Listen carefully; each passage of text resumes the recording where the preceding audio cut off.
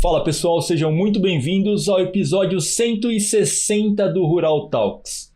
Para você que está nos escutando e não sabe ainda o que é o Rural Talks ele é um podcast, também videocast, que traz todas as tecnologias emergentes do agronegócio para você se antenar e, por que não, implementar na sua fazenda, na sua corporação, trazer mais eficiência produtiva da tecnologia para o agronegócio. Então aqui a gente recebe corporações, CVCs, VCs, startups e também, por que não, produtores para trazer a realidade da adoção de tecnologia no agro aqui para essa mesa. Não é isso, Crianton? Isso mesmo. Tudo certo? Tô bem. Bom demais. Já voltou de viagem? Já voltei, passei 2 semanas lá na Irlanda, fazenda dos meus pais. Foi bom. Coisa boa. Maravilha. Antes da gente começar aqui, Kiran, tenho 2 recados aqui importantes. Primeiro que a gente tem o Comercial do Bem, junto com o Hospital do Amor, na campanha O Agro contra o Câncer. Então, se você achar que faz sentido ajudar essa campanha, ajudar esse hospital que ajuda pessoas e trata pessoas em momentos de dificuldade, tem um QR Code aqui na tela para que a gente possa doar e ajudar o hospital a continuar fazendo esses atendimentos que são super importantes aqui para a gente poder também ajudar a sociedade como um todo, tá bom? Dia 26 de novembro vem aí o Rural Day no Cubo Itaú. Você está convidado a um evento gratuito ou optativo para você doar também R$100 para a campanha O Agro contra o Câncer, tá, gente?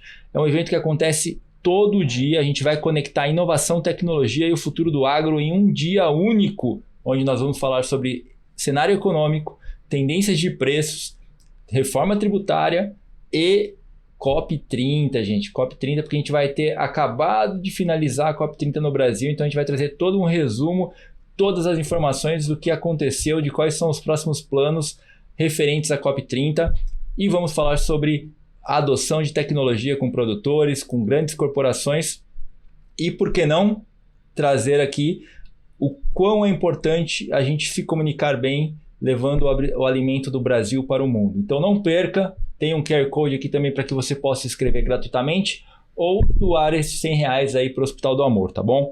Não posso deixar de mencionar que o futuro do agro se constrói em parceria. O Rural Talks agora conta com o apoio institucional da ABAG, Associação Brasileira do Agronegócio, reforçando nossa missão de levar inovação e conhecimento ao campo. Voltando aqui, gente, agora nessa mesa, eu vou receber Abdala Novaes, que é o VP, gerente de agricultura, ou Head de Agricultura Digital da Bayer Crop Science Latam, tá? A gente vai entrar aqui no detalhe de como a Bayer atua na digitalização do agro. Então, eu não quero contar um pouquinho do Abdala, eu quero escutar pela própria voz dele, que a gente tem que aprender bastante com o Abdala aqui, porque ele tem uma longa carreira nesse mercado. Abdala, muito obrigado por estar aqui com a gente, viu? Prazer é meu, obrigado pelo convite. Vai ser um prazer investir esse tempo com vocês. Obrigado. Abdala, para a gente começar, eu quero saber quem é o Abdala, que começou como trainee lá atrás e hoje lidera a transformação digital da Bayer globalmente. Se você encontrasse o Abdala de 2011, o que você pensaria dessa trajetória? Não vou nem falar o que eu pensaria, porque... Mas bom, primeiro, de novo, muito obrigado pelo convite, parabéns pelo trabalho. Acho que vocês têm um trabalho assim, incrível, assisto sempre. Não vou falar que eu vi os 160 porque eu estava mentindo, mas eu já vi mais do que 30, vai. Boa! Com toda certeza. E parabéns pelo trabalho, curadoria, é um trabalho de disseminação de conhecimento, de inovação. Acho que é muito bom ver pessoas boas ajudando essa torta a crescer, porque se essa torta cresce, o produtor está ganhando, a sociedade está ganhando, as empresas estão ganhando. Então, acho que é um trabalho de verdade, de várias mãos, e acho que é uma parte essencial que vocês estão fazendo. Obrigado. Bom, falar de mim, assim, então, rapidamente, né? Sou Abdala, sou de Goiânia, mas saí de Goiânia para estudar em Jaboticabal ali em 2005. Estudei agronomia, né? Engenharia agronômica, fiquei lá.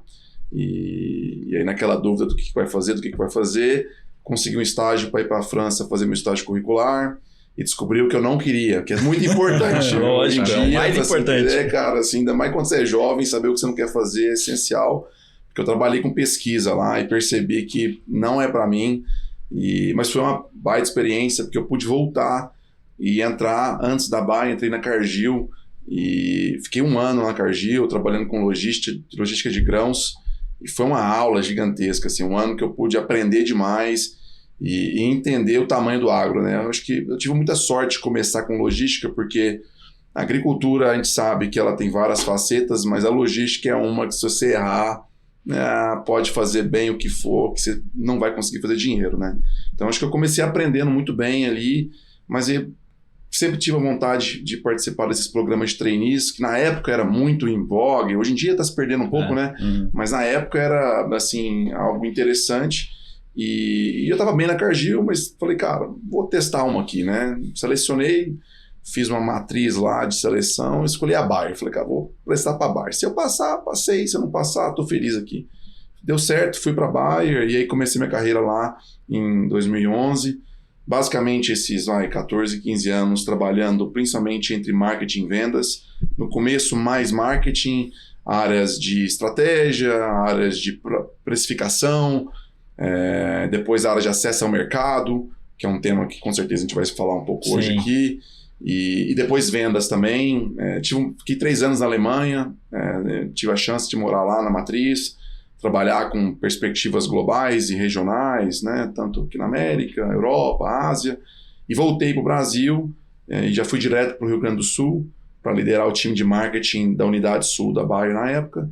Passou um tempo, liderei o time de vendas lá também, né, a Bayer tem 5 áreas geográficas no Brasil, peguei uma dessas áreas, e em 2020 voltei para São Paulo para liderar o Field View na América Latina. Legal. Né, por 2 anos toquei a operação do Field View em si, e aí em 22 assumi o que a gente chama de área de agricultura digital para a Bayer, na América Latina, que tem Field View, inclusive como das verticais, mas aí a gente tem toda a construção de novos modelos de negócio, soluções digitais que se conectam com os nossos produtos, tudo que a gente tem feito com carbono aqui no Brasil e na Argentina também está debaixo, e obviamente da área de transformação com dados também. Então, breve, sou casado, tenho um filho, mas a esposa está esperando o segundo, então vem mais um palmeirense aí, vamos ter 4 lá em casa, né? Porque minha esposa é carioca, mas consegui tornar o coração dela um pouco mais verde, então super feliz, momento profissional interessante, também de família. É isso, um pouquinho aí do resumo. Parabéns. Só uma dúvida, como é que você escolheu agronomia? Você falou que cresceu em Goiânia, Sim. né? Cidade. Ótima pergunta aqui, né? Porque a minha família, a maioria, assim, dentro de casa, né? Família mais próxima, pai, mãe, meu irmão, todo mundo médico, meu pai é médico, então, assim, medicina sempre foi um negócio natural para mim. E eu estudei num colégio em Goiânia, que chama WR, que se você for para Goiânia e perguntar a WR, todo mundo vai conhecer, porque é um colégio super rígido, mas que 95% das pessoas vão para medicina. Eu tenho um grupo de amigos que eu tenho anos que a gente é amigo, desde criança, 95% deles são médicos.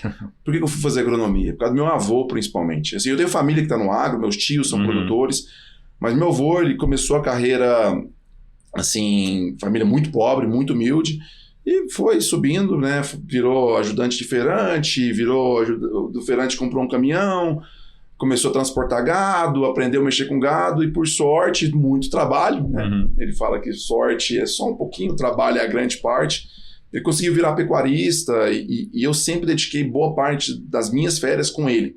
Meu nome vem do meu avô, então eu acho que dos netos eu tenho uma relação muito forte com ele, então eu sempre estava na fazenda com ele, sempre, desde pequeno.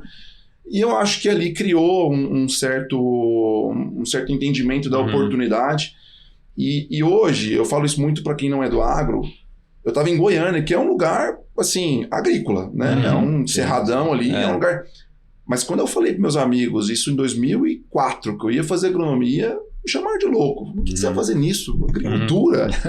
Tipo, o que é isso? É em Goiânia isso. Hoje mudou, né? Hoje você fala agro é agro, né? Na época não era. Então, eu digo que foi assim, de olhar de oportunidade, de olhar que, assim, gostava muito do que meu avô fazia, da minha família ali, e via como oportunidade de negócio também, de mercado, porque eu estava no melhor colégio de Goiânia, e as pessoas não estavam indo para esse negócio. Brasil, 30% na época, né? Até hoje, do PIB é agricultura. Eu falei, cara, acho que tem espaço para a gente se diferenciar. Foi um pouco do racional que eu usei na época. Legal. Muito bom, muito bom. E dentro dessa trajetória dentro da Bayer, qual que você acha que foi o grande ponto de virada dentro da sua carreira lá dentro? Você teve um shift assim? Olha, assim, talvez 2 momentos, assim, acho que todos, assim, foram muito marcantes. Eu sempre pensei muito no curto prazo, não com o pensamento do curto prazo ruim, mas eu sempre tive muito focado naquilo que eu estou fazendo agora. Nunca fui de ficar pensando o que eu quero fazer depois. Presente agora. O segredo acontece nesse momento, né? Então eu sempre valorizei muito, mas acho que teve 2 momentos que foram, na minha visão, críticos, assim. Acho que o primeiro foi quando eu fui para fora, porque tinha 26, 27 anos na época e fui liderar ali junto com o time global acesso ao mercado e estratégia de acesso ao mercado. E o Brasil, para a Bayer, sempre foi uma referência em como conduzir acesso ao mercado. Por conta da agricultura no Brasil, né? Você tem cooperativa, você tem distribuição, você tem venda direta, você tem pool de compra, você tem atacadista, então aqui tem tudo, né? E no mundo não é assim, né? Cada um tem uma realidade. Então, na época, eles estavam exportando algumas pessoas para ajudar os outros países da Bayer a reinventar o acesso ao mercado.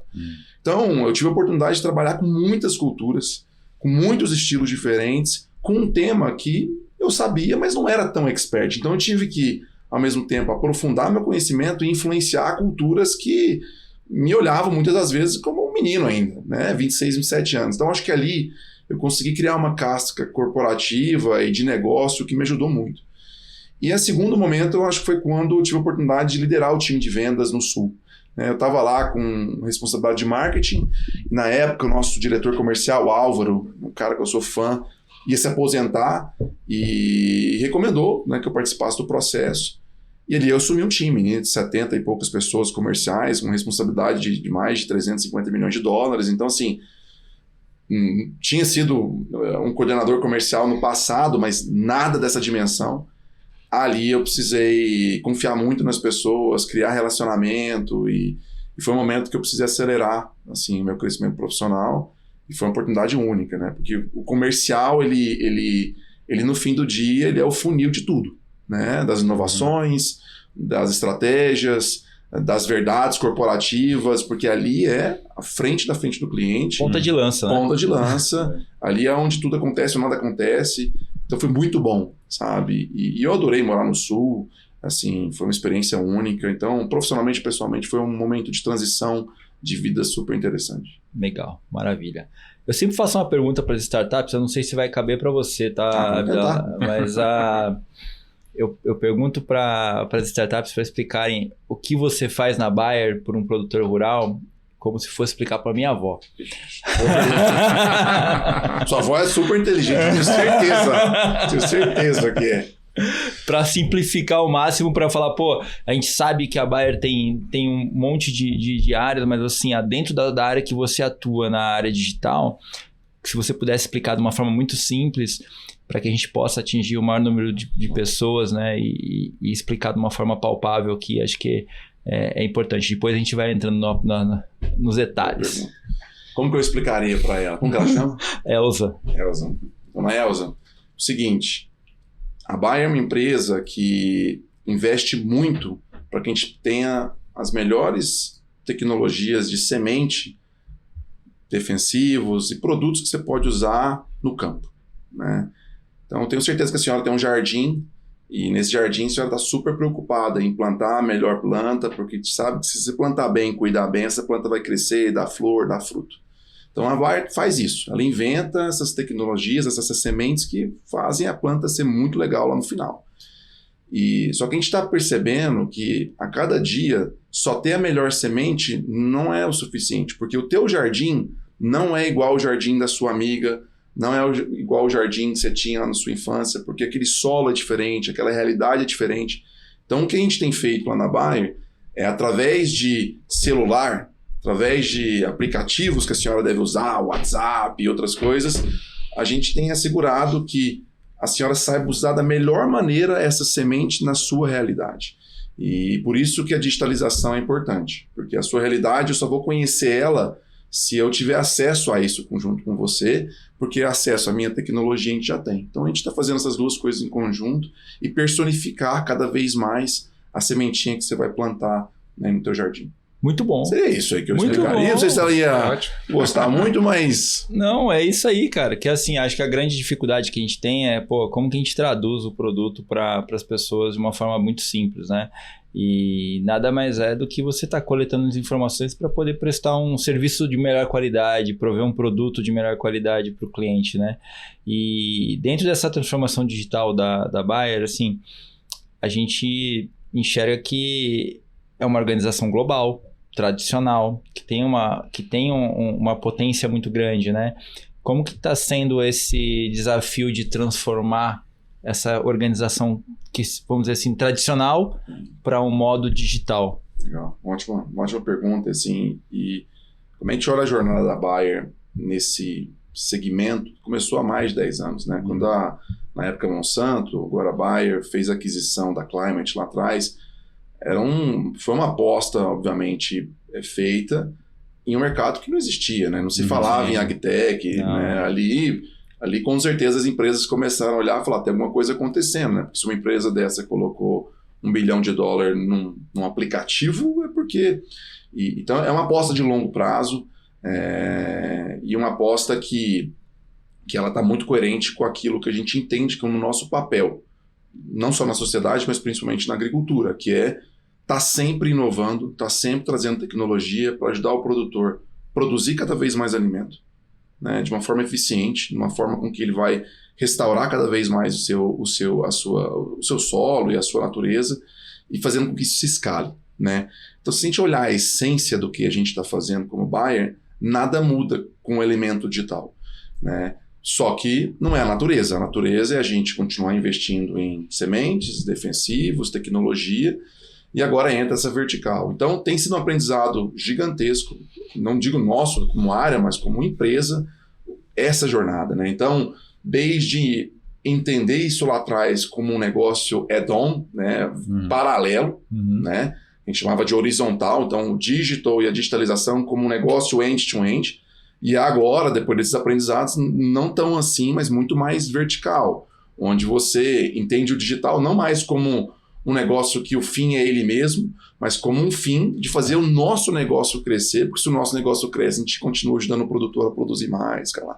Então, tudo isso são aprendizados, né, que você vai tendo ao longo da jornada para adaptar a tua estratégia e fazer com que isso seja mais corresponsável, né? Porque na hora que você trabalha nas horizontais ali junto com o nosso negócio, fica um negócio meio apartado. Não, nós estamos aqui fazendo business e tem a turma lá pensando na digitalização e tal.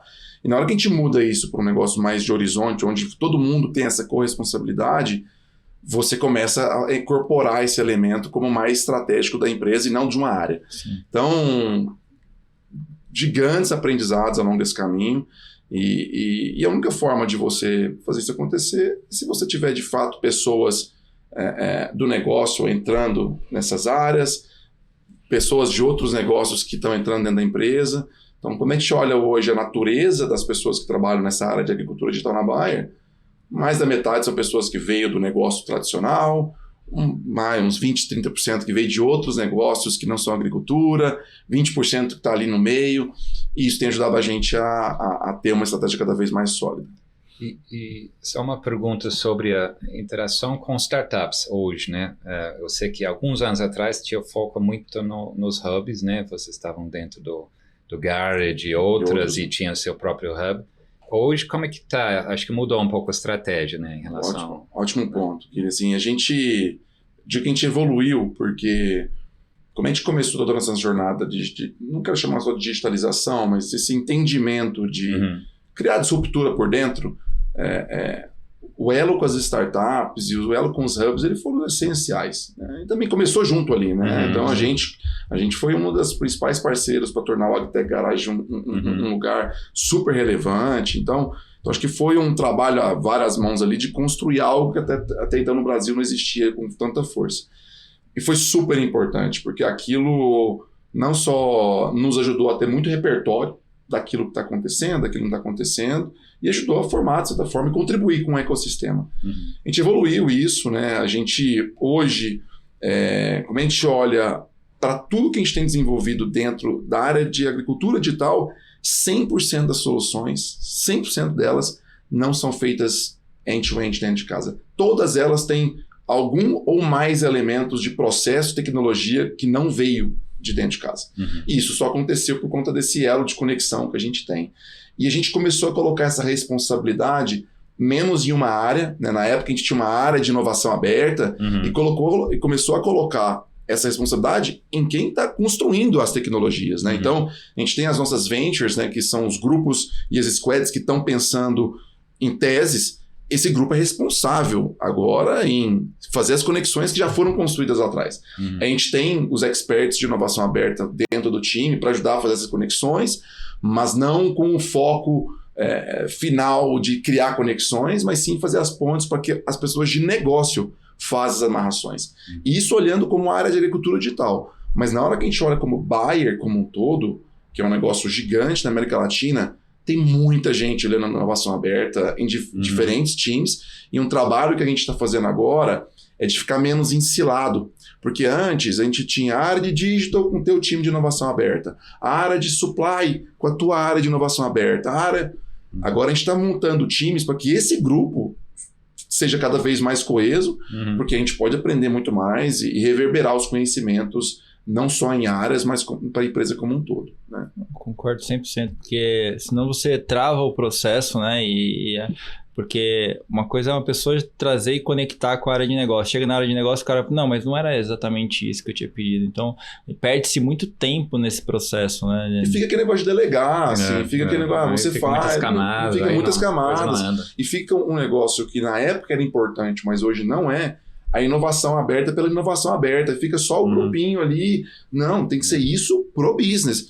Até para livrar tempo da startup, só focar naquilo que interessa, sabe? Então, é um processo de evolução também que a gente vem indo. Quer dizer que daqui a um tempo a gente não pode voltar atrás, mas acho que esse momento que a gente está é de colocar muita responsabilidade nas pessoas que estão construindo o negócio. Eu brinco que a grande maioria do mercado no passado era falar para convertido. Então, esse é um problema. A gente tem que furar a bolha. Até brincadeira aí que eu fiz com brincadeira com os gringos ali quando fizeram o evento no Brasil, que eu falei assim, cara, esse evento aqui é falar pro espelho. Eu não preciso falar pro espelho, eu tenho que falar fora desse ambiente aqui para chegar de fato e criar o mercado consumidor dessas tecnologias lá na frente. Mas teve um ponto que você tocou que eu acho que é muito importante, que a gente destaca muito na Rural, que são, não adianta tecnologia pela tecnologia, tecnologia precisa de pessoas e processos, senão a gente não consegue implementar, né? E eu queria entender com você, logicamente, qual que foi o caso mais marcante dentro da Bayer que marcou você, na verdade, Abdala, que fez a diferença para um produtor ou para um negócio específico lá dentro, que foi com implementação de pessoas, tecnologias e processos? Cara, tem um que eu acho que é super importante compartilhar, porque a gente está, inclusive, construindo ainda, né? Acho que não quero dizer que já deu certo, porque dá azar. Não, mas te marcou. Mas está num caminho positivo. Quando a gente começou a jornada de agricultura digital, a Bayer tinha uma visão muito grande de usar a tecnologia para reinventar modelos de negócio. A gente falava muito hoje o nosso negócio é de uma forma, nós temos que usar a tecnologia para disruptar o nosso core, né? Esse talvez foi sempre E talvez disso até ajudou a gente a criar cada vez mais resistência, né? Porque você chega dentro de casa e fala, eu vou te matar. Cara, então acho que salvo as proporções, mas assim, criava essa separação, inclusive pelo posicionamento estratégico de ser algo adjacente. E um desses modelos de negócio era um programa, na época a gente não chamava de programa, chamava de modelo de negócio, que queria fazer com que o produtor deixasse de comprar semente e comprasse a comprar meio que um plantio já feito, né? E a gente não ia vender a semente, a gente ia vender lá o plantio já feito, tal, porque a gente queria já assegurar a plantabilidade, por aí vai. Não vou nem delongar muito. E a gente estava criando esse modelo de negócio dentro de casa, né, na vertical, isolado, e eu acredito com pouca escuta ativa para os times comerciais e até para o cliente. Porque a gente ficava naquela máxima jobs, né? Todo mundo acha que é jobs nessa hora, o cliente não sabe o que quer e tal, mas acho que ele sabe sim, a gente tem que ir filtrando, né? E eu acho que por muito tempo a gente ficou batendo e o negócio não escalava, e a palavra não é nem escalar, mas o negócio não pegava uma tração estratégica que precisava para escalar. Porque na hora que uma empresa como a Bayer decide que vai escalar o negócio, nós vamos escalar. Porque tem máquina, tem pressão, tem acesso, tem investimento, mas você precisa fazer o convencimento que fala, vale a pena investir aqui e não aqui. Né? E ficava nessa. E foi com algumas mudanças de processo e estrutura, eu falo estrutura porque você tocou no ponto de pessoas, que a gente mudou a forma de operar. A gente começou a colocar a responsabilidade de criar a oportunidade desse negócio, não mais na área de digital, mas dentro da área de milho, que é onde sai a estratégia de crescimento para milho. E na hora que a gente moveu a responsabilidade compartilhada de construir isso para lá e não mais dentro de uma vertical única, a gente começou a ter que escutar, a gente começou a ter que aprender que, cara, não vamos fazer assim, mas não podemos fazer assim. A gente começou a moldar o programa para uma realidade muito mais orientada ao negócio que a gente queria disruptar lá atrás. E isso foi ajustando o programa, ajustando proposta de valor, ajustando a forma de se posicionar, e agora esse negócio está ganhando tração. Né? Esse programa hoje chama Bayer Valora, aqui no Brasil, e na Argentina é o mesmo conceito, mas tem um outro nome. E assim, a gente está com resultados incríveis.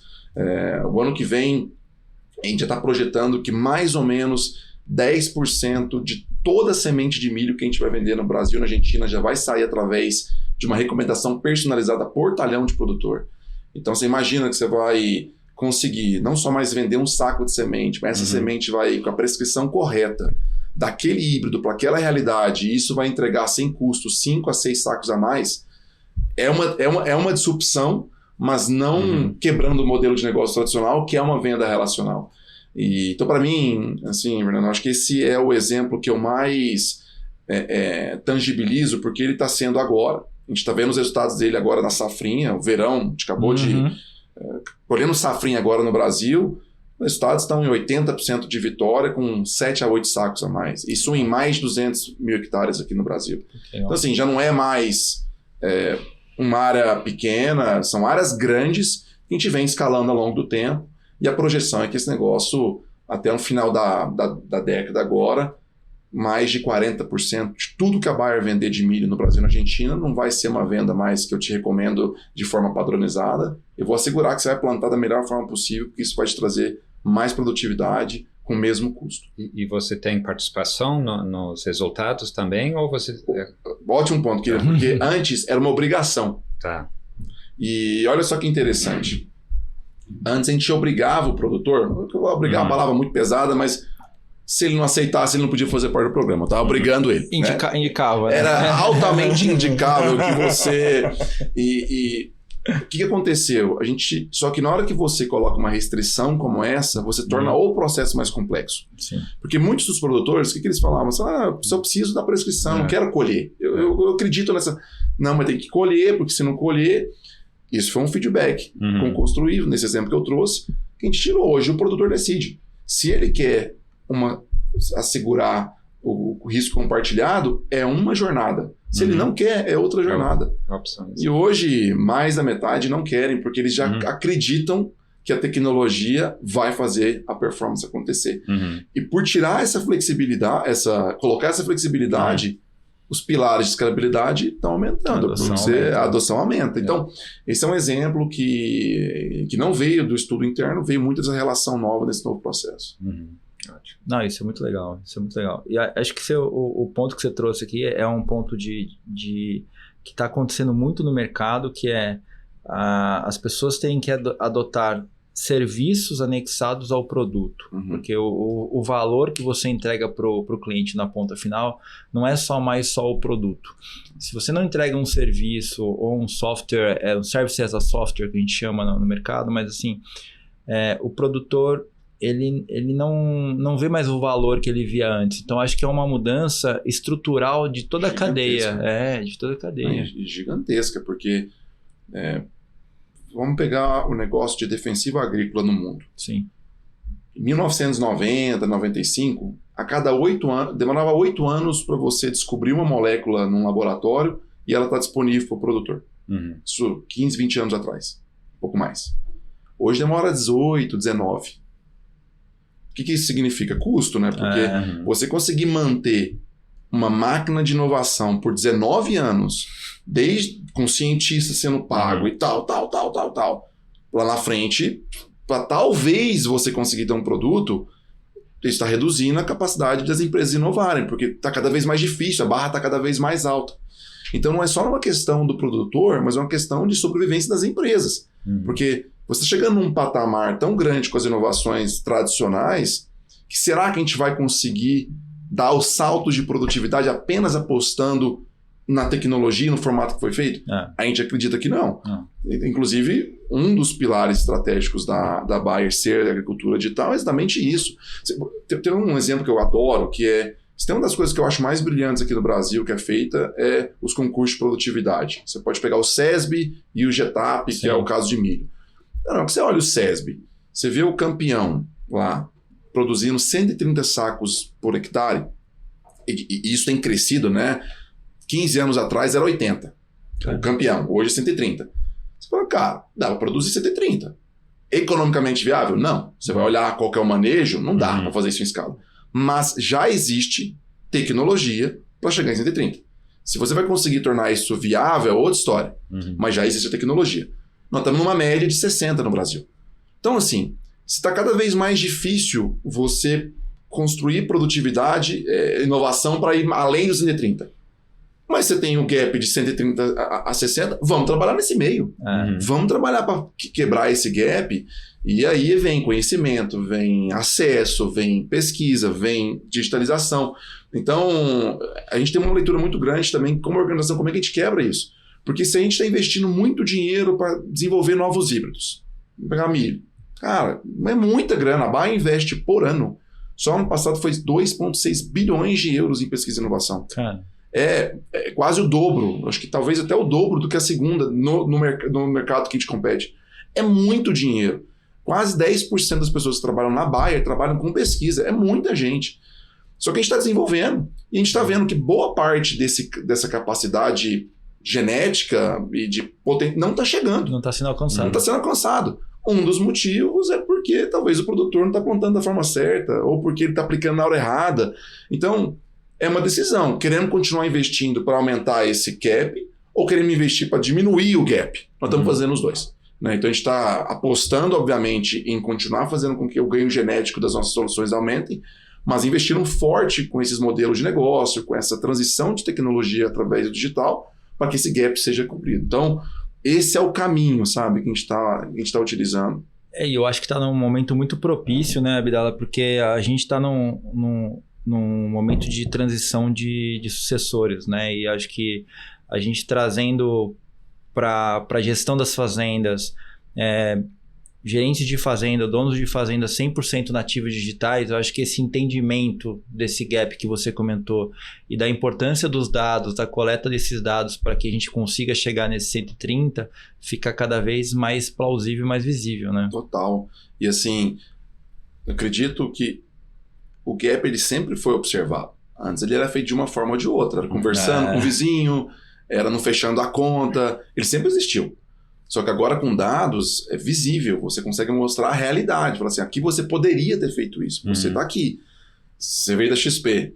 Cara, se tem um exemplo que eu adoro utilizar, é o que as empresas de bancário conseguiram fazer para os investimentos. Na hora que você consegue mostrar o benchmark, que é onde você está na curva, você gera automaticamente uma reflexão. Do tipo, tem um espaço que eu posso cobrir. Se eu estou tão abaixo de um CDI, vamos falar que eu estou fazendo uma coisa errada. Será que eu posso pegar um assessor melhor? Será que é um produto melhor? Só que sem o dado, como é que eu vou chegar nessa conclusão visível? Então, eu acredito muito que com o avanço da tecnologia digital, essa visibilidade vai ser cada vez maior e isso vai avançando. E aí você comentou da transição geracional, eu acho que é um outro fator crucial que vai só acelerar essa visão, sabe? E você falou uma coisa importante, que acho que essa ideia de cada fazenda é muito diferente, né? As condições, solo, clima, gestão. E se você não consegue captar esses dados de uma forma local também e digital, aí você não cria esse benchmark, porque aí você está criando um possível, que é aquela modelo, né? Fazenda que dá para produzir 130, mas cada fazenda, para replicar isso, é muito difícil, porque não tem as mesmas condições. Então, você tem que captar dados locais e não de uma forma manual, porque se o produtor tem que imputar dados, a gente vê que esse não funciona, né? Ele tem que ser captado de uma forma fácil e a gente está vendo com o celular, talvez esse está cada vez mais fácil, né? Ele tira foto, captar com voz, alguma coisa assim, mas se ele tem que voltar lá no escritório para digitar, e lá na Irlanda é assim ainda, é compulsória, né, esses dados, mas o produtor, o que ele tem que fazer? Imputar no computador, mas ele faz isso quando ele lembra, então aí ele tem que chutar dados que às vezes, colocando dados errados, aí o modelo não funciona, então eu acho que tem que ter uma forma de captar no campo, na hora que ele está fazendo essa informação, que se não tem, o modelo não funciona, né? Aí a gente cai num problema que é aquela tríade, né? Conectividade, edge computing para buscar os dados na borda e organização dos dados, né? E aí vai ter uma pergunta para você, Abdala. A gente está num mercado que a gente tem visto, logicamente, as tecnologias digitais aumentando, mas ainda assim as adoções ainda são ínfimas, vamos dizer assim, né? Então, 12% da agricultura digital no Brasil. Logicamente que o agro do Brasil é muito diverso, né? São vários agros dentro do agro, né? Mas como que você enxerga que essa adoção pode ser acelerada ou ela vai acontecer, dado que a gente tem desafios estruturais, né? Eu acho que essa é a grande questão, né? Ótimo, assim, eu concordo com o que você trouxe ali. Acho que tem vários agros. Acredito que se a gente for focar muito em soja e milho, talvez esse número seja um pouco maior. É maior. Mas também não vai ser absurdamente maior, né? Então vamos continuar nos 12. E sim, acho que a tríade que você está trazendo é super. Conectividade é uma que eu tô super esperançoso, acho que isso vai acontecer rápido. Assim, não rápido, mas você pega as empresas de máquinas, todas fazendo parceria com a Starlink. Sim, cara, isso não existia um ano atrás. Não. Já existe. Assim, então, assim, Starlink hoje, você vai na roça, todo mundo colocando a caminhonete, é fácil. Então, imagina daqui 5 anos. Eu gosto de, assim, a gente estava falando antes de começar, né, que a agricultura ela tem um pênalti que a gente paga, que é poder testar as coisas, no Brasil ainda 2, né, mas vamos falar uma vez por ano, né. Então, os ciclos, infelizmente, eles são demorados, né, assim, infelizmente não, porque é dádiva, né, mas assim, se a gente pudesse acelerar isso, eu acho que AI vai ajudar, né, com os digital twins, né, mas não estamos lá ainda nesse perfil, mas isso demora. Então, sim, mas se a gente olha, mesmo assim, blocos de 5 anos tem avançado demais. Sim. Assim, 5 anos a gente não estaria tendo essa conversa aqui hoje. Sem dúvida. Com dados concretos, sabe? Então, eu sou muito esperançoso que em 5 anos, o termo de conectividade não vai ser um problema no Brasil. Não vai ser. Talvez um perfil de produtores menores, mas eu acredito que as cooperativas vão entrar muito forte aí. Assim, esses dias o Roberto Rodrigues esteve com vocês aí, né? Ele fala muito sobre cooperativismo, ele falou, eu assisti o episódio, o quanto que o sistema cooperativista tem um papel relevante. Eu tenho certeza que eles vão entrar super forte em criar essa infraestrutura do jeito que eles criaram a infraestrutura de crédito, de assistência técnica, eles vão criar a infraestrutura para conectividade, porque isso vai ser sobre levar conhecimento. Então, eu sou muito long em relação à conectividade. O segundo eles chamam de conexão das plataformas, os dados falarem a mesma língua, esse eu não sou tão long assim. Eu sou positivo, mas eu acho que tem muito trabalho para ser feito ainda, para a gente harmonizar mais a integração dos dados, harmonizar mais. Tem muita startup ajudando nisso, né? Tem muita empresa tentando. A Bayer tem uma parceria com a Microsoft que não está, assim, talvez a nossa expectativa é que seria mais rápido em relação a isso, mas tem uma iniciativa, e não só a gente, mas tem várias outras empresas que estão tentando entender como que isso se conecta cada vez mais. Mas não vamos achar um caminho. Não vamos achar um caminho porque, assim, se a gente olha para o Brasil, eu quero falar de Brasil agora, né? Talvez outros países é um pouco diferente. Cara, o Brasil, 50 anos atrás, não tinha rodovia, não tinha porto, não tinha infraestrutura, não produzia alimento para a própria alimentação, para a própria população. É verdade. Hoje o Brasil, 50 anos depois, tem tudo isso e alimenta 800, 1 bilhão de pessoas. Aumentou aí a área, 2 vezes, aumentou a produtividade 500%. Então, assim, a gente conseguiu fazer um negócio porque primeiro tem marcos legais no Brasil, a gente fala do Brasil, esse ambiente político conturbado que a gente tá, mas, cara, o Brasil tem segurança jurídica muito forte que países vizinhos não têm. Assim, se a gente olha as tecnologias que as empresas conseguem ter no Brasil e cobrarem por elas, traz cada vez mais uma responsabilidade para as empresas investirem no Brasil. Então, Brasil a gente vê direto, as empresas trazendo as empresas para desenvolver mais aqui, trazer os centros de tropicalização para o Brasil, porque existe confiança no sistema, sabe? Então, eu acredito que tudo isso vai fazer com que as coisas acelerem, mas para esse tema de integração é um que a gente precisa dar cada vez mais as mãos ainda, as empresas falarem cada vez mais, e para que o produtor ele seja menos impactado por essa turbulência, seja mais impactado pelo impacto real que aquele dado pode trazer. E sendo bem sincero, eu acredito que a gente como Bayer ser uma líder nisso, esse movimento que a gente está fazendo de falar menos do digital como um fim em si, e mais vai ajudar.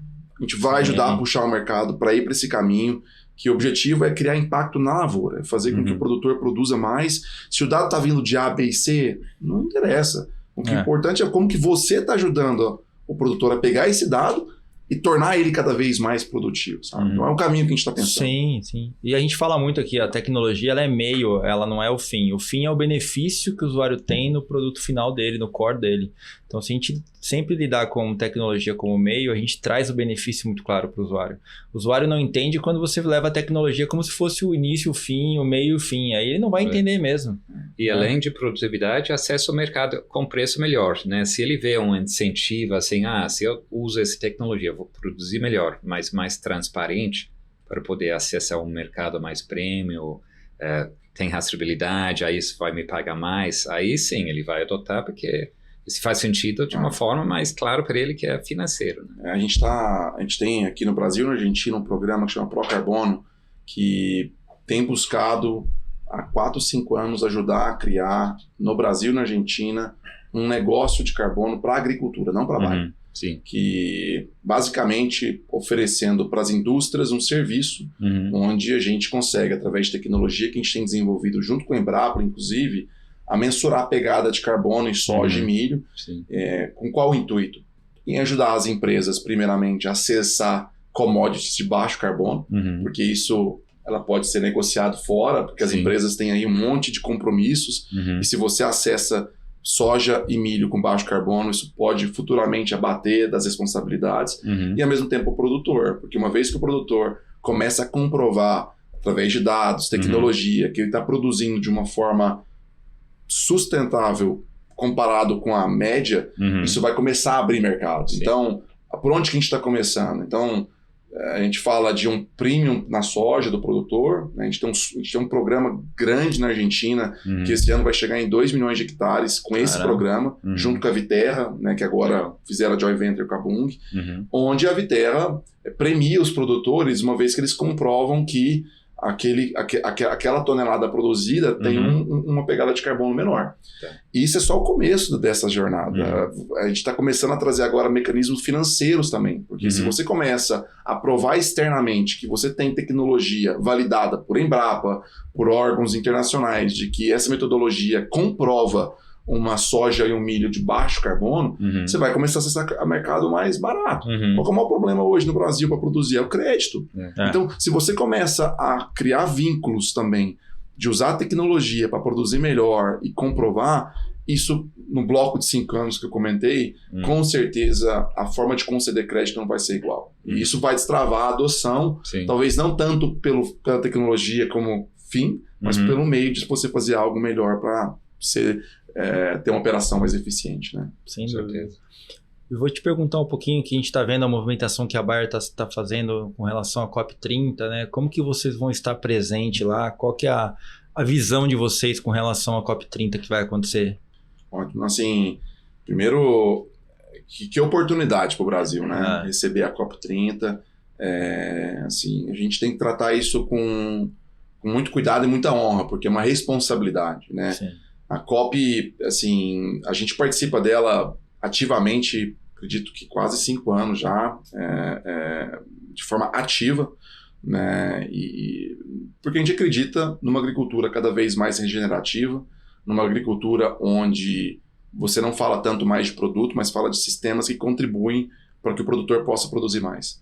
Né? Acho que a agricultura só vai ser sustentável de forma perene se ela vir atrelada com rentabilidade para o produtor, produtividade e sustentabilidade ambiental e social. Então, acho que a COP ela vem num momento único para o Brasil, porque nunca se falou tanto de transição energética. Sim. E transição energética vai ser um dos temas, e é uma oportunidade para o Brasil gigantesca, né? O que está acontecendo hoje com o negócio de etanol, etanol de milho, né? Cara, isso vai abrir uma oportunidade para os produtores, para a agricultura, de mais um boom de crescimento incrível. Né? Você pensar que você, com um hectare lá de milho, você produz etanol, a metade se alimenta gado e se torna um sistema, é maravilhoso. Então, acho que ela vem no momento. A Bayer está investindo super forte lá, a gente tem um trabalho, obviamente, estratégico de posicionar a Bayer como uma líder em escalar a agricultura regenerativa, não só, né, com ambição, mas se a gente olha o que a gente está fazendo com procarbono, com agricultura digital, com as soluções que a gente está desenvolvendo, elas estão de fato em linha com o que pede e ao mesmo tempo também social. Né? A gente tem um programa super legal lá, que a gente pegou um casarão, chama Casarão Belém, que é super antigo, né, do patrimônio, que a gente reformou. Legal. Isso depois vai ficar lá para a sociedade. A gente foi em contato também com alunos da Universidade do Pará. Estamos preparando esses universitários para serem os porta-vozes do que a gente está fazendo, e isso obviamente está aportando conhecimento para eles. Isso vai ficar lá para a região também. Então acho que é um balanço entre uma visão, acho que social, mas também estratégica de aproveitar isso e posicionar o Brasil de fato como um player gigantesco na agricultura e a agricultura como solução. Né? Acho que, assim, se a gente olha o agro hoje, infelizmente, ele ainda tem um papel de vilão na história. Tudo que a gente está fazendo junto com a sociedade, junto com os parceiros, tem a oportunidade de posicionar o agro de uma outra forma. E mais uma vez, sem a agricultura digital, vai ser muito difícil a gente mudar essa narrativa. Um exemplo, no programa do Procarbono, uma das coisas que a gente desenvolveu foi uma calculadora que ajuda o produtor através de dados, por isso que você comentou, é super importante, que são mais de 120 variáveis. Então, se você for pegar na mão, esquece. E você precisa das variáveis para imputar elas numa calculadora, que foi desenvolvida junto com a Embrapa, para no final chegar o teu raio-x. Você olha, nesse talhão, com esses dados que vêm de forma automática, esse talhão aqui ele tem 700 kg de CO2 por tonelada de soja que você emitiu para produzir essa tonelada. A média do Brasil hoje é 1.500. A gente tem percebido agora nos 2.000 clientes que a gente tem com Procarbono nos últimos 3 anos, que de forma consistente, quando tem as práticas de manejo, quando tem a leitura, a média do programa está por volta de 600, 700 kg de CO2 por tonelada de soja produzida. Só aí tem uma distância do que é comunicado, do que é percebido, gigantesco. E isso é essencial para falar, olha, o Brasil, toda vez que ele, de forma rastreável, vende uma soja para a Europa que está lastreada, na verdade ela não está emitindo 1,5 toneladas, está emitindo 700, 600. Então, eu acho que essa jornada vai contribuir demais para não só posicionar o Brasil como o player em segurança alimentar, segurança energética, mas também, principalmente, o agro como contribuidor essencial nesses dois temas que são temas críticos globais. Que eu acho que você falou que como a gente consegue mudar a narrativa, né? A narrativa só se muda com dados, né? Então a gente precisa dessa agricultura digital capturando os dados organizados para que de fato a gente consiga fazer essa narrativa chegar lá fora, né? E também não vamos contar só com... A gente fala muito isso com os produtores, parceiros, assim, não vamos contar também só de forma estrutural. Acho que individualmente a gente tem que fazer isso. Sim. Acho que o produtor, uma vez que ele começa a capturar cada vez mais informação, como é que ele começa a usar isso no dia a dia? Nas suas negociações, no teu banco, para você na hora do crédito. A gente desenvolveu um produto 2, 3 anos atrás, que é um negócio simples, mas que, assim, na nossa visão tem ajudado bastante, que hoje a negociação no Brasil, quase 30% do mercado brasileiro de insumo roda através de barter. Sim. Mais ou menos 30%, 25%. Não me atualizei os últimos dados, mas está por aí. É por aí. Você pega... Como que funciona hoje? Cara, você vai lá, você tem um produtor que quer negociar com uma empresa, ele fala, olha, vai custar tanto o pacote, na tua região a média de produtividade é 60 sacos de soja, Então, você precisa me dar tantos hectares de CPR aqui para eu conseguir fazer a concessão. A garantia e tal. O que a gente desenvolveu? Ele falou assim, cara, produtores que usam Field View e que tem dados de colheita, esse produtor ele entra na plataforma, de forma automática ele compartilha isso com quem ele quiser. Se ele quiser compartilhar com o financeiro da Bayer, ele compartilha. A Bayer, para as negociações de barter, não usa uma média, usa a média que ele tem no talhão dele. Se ele produz 90 sacos por hectare, por que ele vai me dar 60, vai me dar 50% a mais de CPR? Não precisa. Não. Me dá. Agora, se o seu talhão, um produz 60, o outro 50, o outro 70, você vai ter proporcional. É a média. Então, e tem histórias incríveis, porque tem produtor que ele não tem o dado da colheita para a fazenda inteira. Porque ele está testando, ele não... E na hora que ele começou a fazer barter e ele percebeu que para 70% ele vai ter a média da região e para 30% ele vai ter a média dele, eu falei, cara, eu preciso ter dado de colheita nos outros 70%. Porque senão eu vou ter que te dar mais CPR. Eu falei assim, então esses incentivos para adoção, eles não vão... O fim não vai ser a agricultura digital. Vai ser o financiamento, vai ser você assegurar que aquela semente que você comprou chega no potencial, vai ser um acesso ao mercado, vai ser outro motivo que apenas ter lá o mapinha bonitinho no aplicativo. É o Open Finance do agro. Esse é um que, se acontecesse, ia ser lindo, viu? Nossa, isso aí, se tiver os dados para a gente poder dar crédito, vai ficar maravilha. Deixa eu te perguntar, antes da gente finalizar aqui, eu tenho uma pergunta que é de cunho do meu interesse aqui, que é o seguinte: o que você está olhando hoje? Onde você está apostando suas fichas agora de tecnologia no agro que você acha que vai ter um crescimento, que traz relevância para o agronegócio hoje? As fichas que a gente está apostando, elas estão fortemente em duas vertentes. Eu acho que a primeira é assegurar que tudo que a Bayer está vendendo, 100% de insumos que a Bayer vende para um produtor, que a forma com que ele é aplicado lá no campo vem através de uma recomendação para ele. É deixar de parar de fazer uma recomendação genérica e fazer uma recomendação personalizada para aquele talhão, não é nem para aquela fazenda, para aquele talhão. Se a gente conseguir, nos próximos 10, 15 anos, fazer com que 100% de tudo que a gente está... Cara, é uma jornada de transformação gigantesca. Não só para reduzir custo para o produtor, porque vai reduzir custo. Sim. A gente tem um exemplo. A gente está desenvolvendo uma tecnologia, esse ano é o primeiro ano comercial dela. Brasil, o problema de nematóide é gigante, né? E um dos problemas que é gigante é porque o produtor maneja muito difícil, o custo de operação para você tirar a amostra de solos é complicado, não é tão visível, então acaba que, e muitas das vezes, o produtor negligencia. A gente desenvolveu nos últimos 3 anos, junto com startups, na pergunta que você fez antes, Kiri, a gente desenvolveu um algoritmo baseado em imagens de satélites, que vem de várias fontes, uma inteligência que assegura que a gente tem com um alto grau de assertividade, está mais de 80%, que a gente consegue à distância entender num talhão se a pressão é alta ou baixa. Só isso. Não vai falar raça, não vai falar... É só alta e baixa de nematóide. O que a gente faz com isso? A gente tem um produto que chama Verango, que é um baita nematicida. Um super produto. Só que muitas das vezes o produtor acha caro. Porque ele fala, cara, é caro por hectare. Agora não é tão mais caro, porque na média a gente recomenda ele aplicar em 60% da área, porque em 40% geralmente não precisa, porque o nematóide ele não é uniforme que nem doença. Ele é muito em reboleira. Então se agora a gente descobrir uma forma de ver pressão de alta e baixa, a gente não vende mais. Obviamente a gente vende quando o produtor quer, mas a gente recomenda para ele, olha, eu consigo junto com esse produto, sem custo, te dar uma recomendação para você aplicar só onde precisa. E isso reduz em 40% o custo, porque ele não vai aplicar onde não precisa. Então, esse é um exemplo. Se a gente conseguir... Não é uma tecnologia disruptiva, mas se a adoção é tão baixa, é disruptivo se a gente conseguir fazer isso em escala. Então, para mim, a disrupção é mais a escala do que a tecnologia em si. É simples, né? É um mapa de calor, né? É um mapa de calor. E para cada tecnologia vai ser algo, né?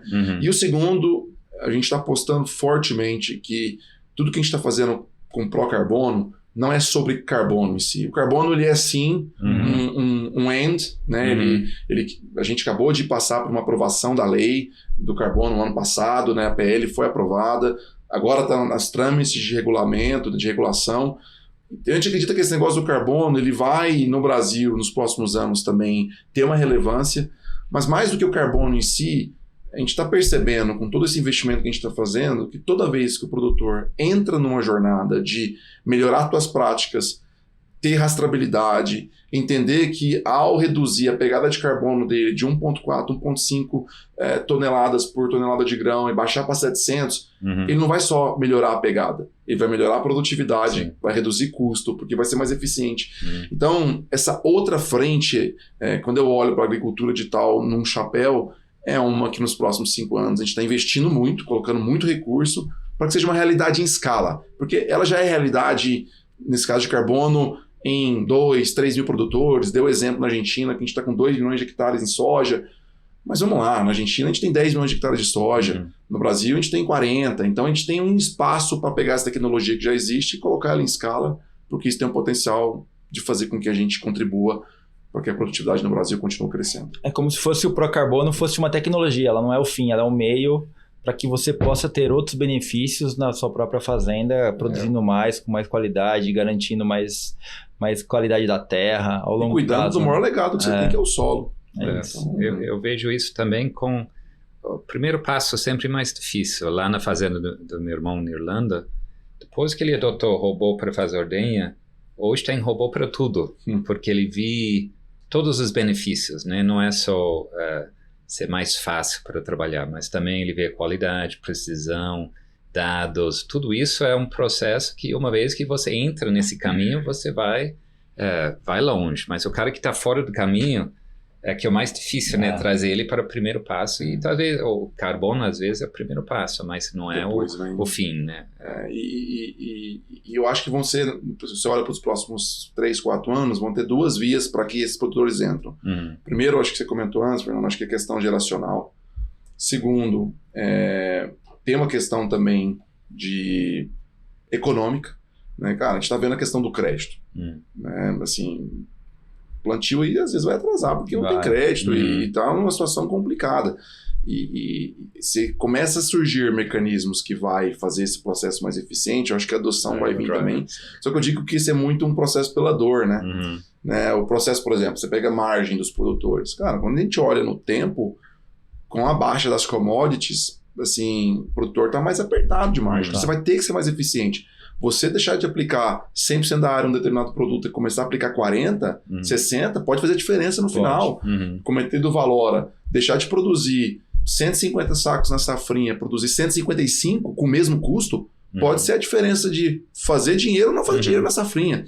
Então eu sinto também que, assim, se nada mudar e os preços das commodities estabilizarem nesse patamar que não é um patamar alto historicamente, o produtor também vai ter que buscar tecnologias que permitam ele ter mais rentabilidade por hectare. E isso favorece toda essa conversa que a gente teve.